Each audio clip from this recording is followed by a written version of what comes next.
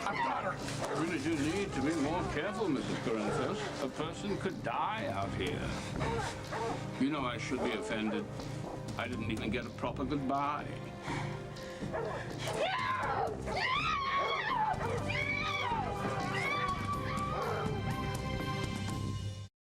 Start from the beginning. You leave anything out, I go on my coffee break. We clear? How long you been working for Theo Hoffman? Since October. He hired me to do some surveillance. He said he wanted someone local to keep an eye on a woman that he knows. Does this woman have a name? Brenda Barrett. Okay, so what, you update Theo how? In person, on the phone, what? It was all done over the phone. Well, Theo's been here a few months now. I mean, he could look after Brenda himself. Why does he need to keep paying you? He had me doing some other stuff.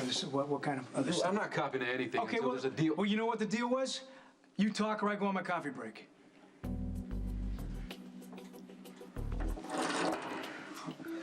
He had me steal a van.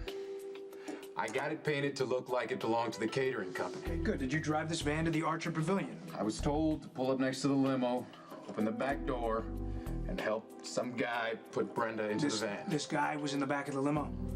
Yeah, with another woman. She and Brenda were both unconscious. Then what? I don't know. Come on, you're lying to me. You tell me what you know. That's all I know, cop. All right? Where's my wife? Guessing that Theo... I don't know where your wife is, I swear. She was in the van. Where did you take her? To the airport. Put her on a flight? There was a car waiting by the entrance to the private plane area. I pulled up, and the Balkan, Theo, and another guy got out. How do you know? What? How do you know it was him? You said you only talked to him on the phone. How do you know it was him? Well, I didn't know it was him when I pulled up. Brenda was still unconscious, and I helped him and another guy get her out of the van and into the car. And before they pulled away, Theo rolled down his window and told me he would be calling me in the morning with my next assignment. That's when I realized who he was. Where did the car go? Back into town. You sure, or is that what Theo told you to say? I wouldn't lie to you, I swear. You better not. Then what? I torched the van and walked away. I took a cab back into town, and look, I don't know where Theo took your wife. I swear.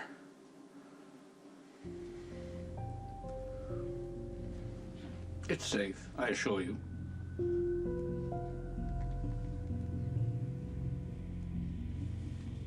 I don't need to go to the trouble of tainting a drink when you're doing a fine job trying to kill yourself, wandering around in the cold, wearing little more than a slip.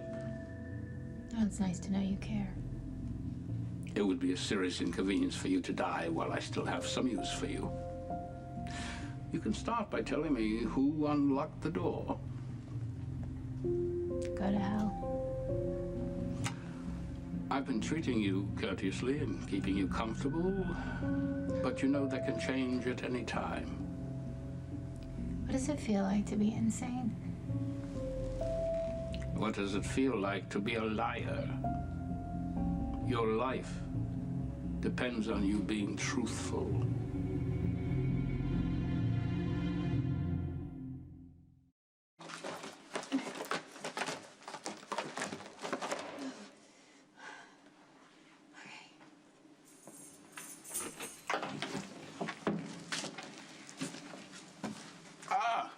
You're up.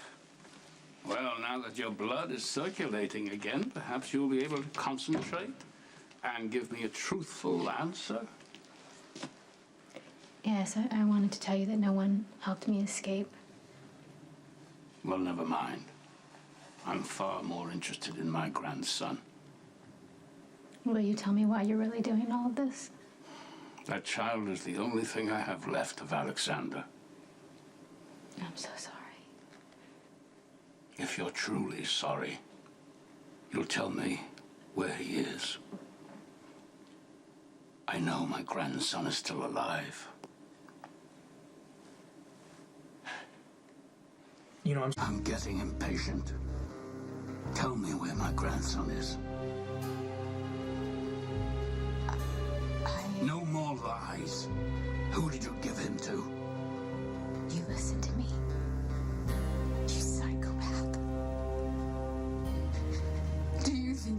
ever let a child anywhere near you. Yeah, it never made sense. Your husband will not protect you. You will tell me where to find my grandson.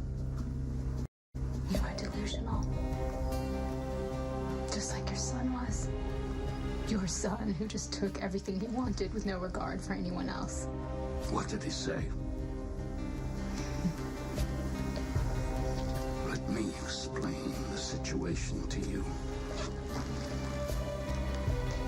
Your only hope for survival is to help me find my grandson. If you don't, you will die. Look, when I thought Alexander went to New York, If you hurt me, you will die by the hands of Sonny Corinthos, and I think you know that. You think your husband is invincible, don't you? I do. Yes.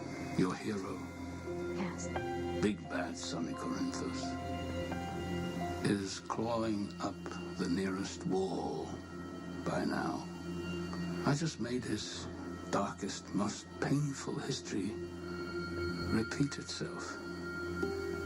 And this is just the beginning. Soon he will be confined to a mental ward, whimpering for his mommy. He will not come to your rescue. If you take me to him now, or if you just let me go right now, I promise you, I will make sure that Sonny never hurts you. I can do that. Sonny listens to me. Don't waste your breath. Your pleas fall on deaf ears. There's no turning back. Okay.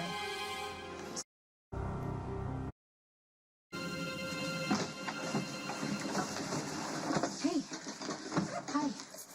How are you? Are you okay? Assassin can never be too prepared. I thought you were just a servant. Oh. Ow. Servant for now, an assassin in training. It's only a matter of time. Until what? The blade speaks. Yes, clearly.